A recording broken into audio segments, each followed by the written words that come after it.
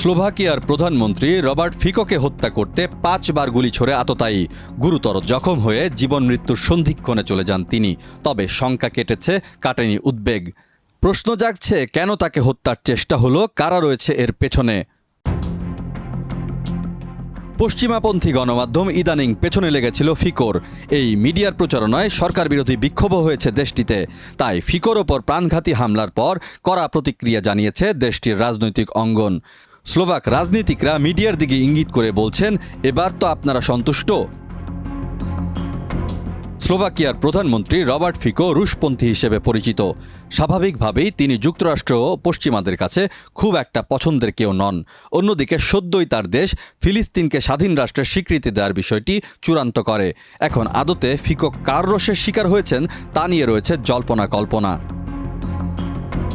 দেশটির স্বরাষ্ট্রমন্ত্রী মাতুসোয়াই এস্তোক বলেছেন, এই হত্যার চেষ্টা রাজনৈতিক উদ্দেশ্য প্রণোদিত।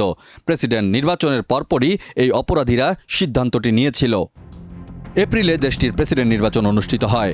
নির্বাচনে ফিকোর মিত্র পিতার পেলাগ্রিনি জয়ী হয়েছেন।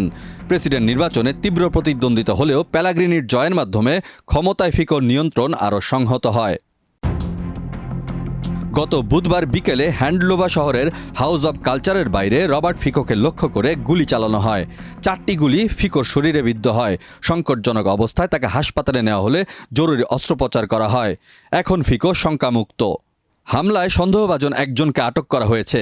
হামলাকারী 71 বছর বয়সী এক ব্যক্তি, যিনি কিনা আবার কবি বলেও জানা গেছে।